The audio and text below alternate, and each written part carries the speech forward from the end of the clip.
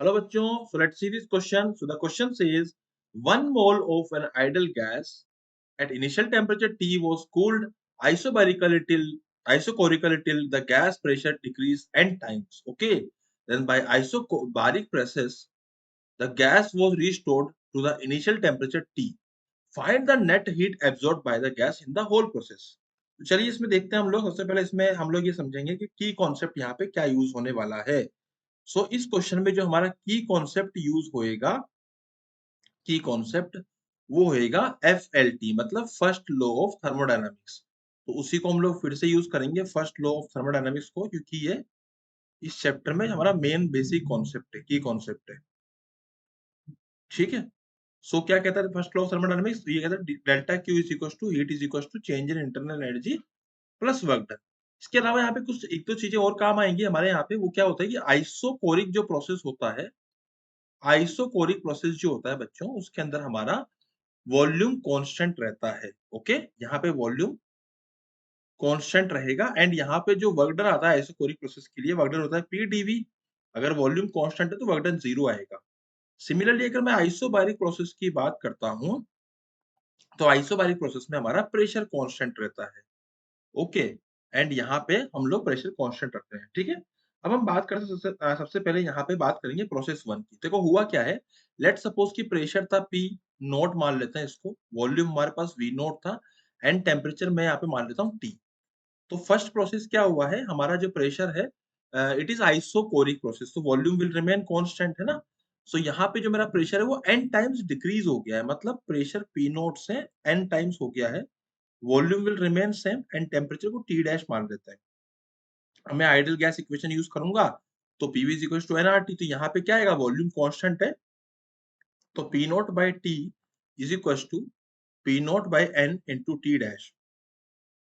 Okay, तो यहाँ से T डैश की जो वैल्यू मेरी आएगी वो कितनी आएगी, वो आएगी T बाई N। ये तो हो गई मेरे यहाँ पे इस फर्स्ट केस के अंदर, केस 1 के अंदर T डैश की वैल्यू। ठीक है, which is isochoric process.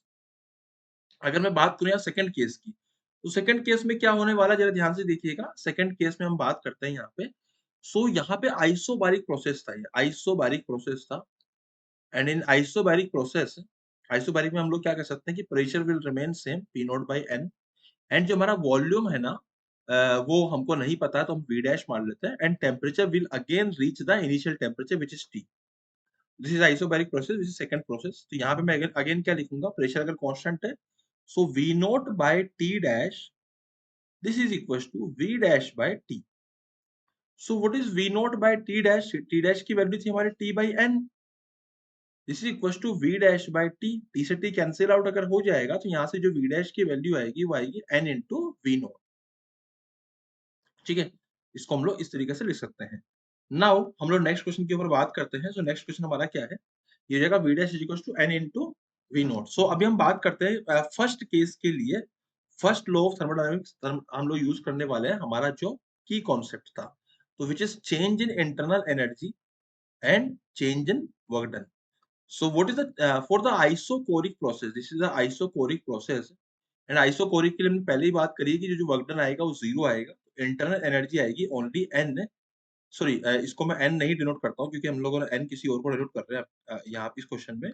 We are using it mu, so it is mu CV delta T plus 0। What is Q1 from this particular equation? We can write the mu की जो value है वो 1 मोल हमको दे रखी है।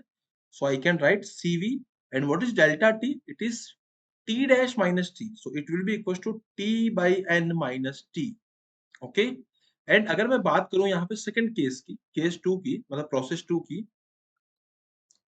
Process 2 में हमारा क्या हो रहा है यहाँ पे, प्रोसेस 2 के अंदर इसको मैं लिख सकता हूँ delta U2 plus delta W2।